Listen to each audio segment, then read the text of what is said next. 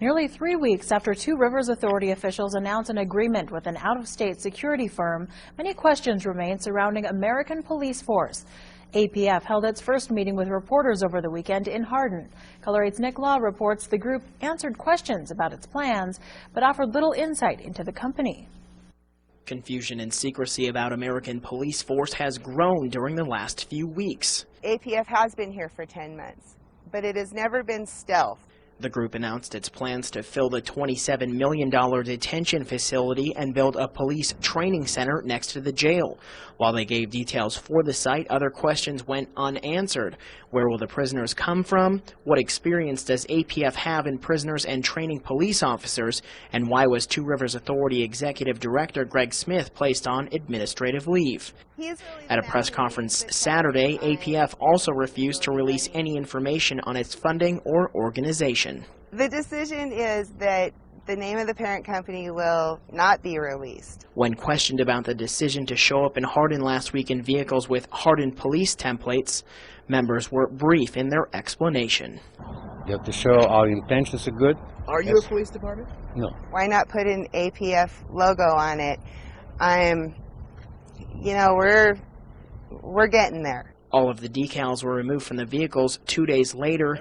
APF has consistently stated the community has nothing to fear and says its plans will help stimulate the Hardin economy. This corporation's intention is to buy local and stay local and do local business as much as we possibly can.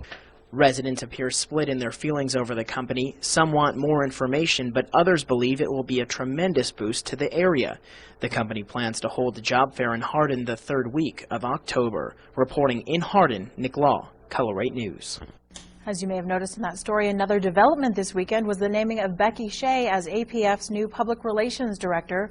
Shea was a reporter with the Billings Gazette who had covered the Hardin jail story for the last few years. She announced on Friday she was leaving the paper and hosted the APF press conference Saturday morning.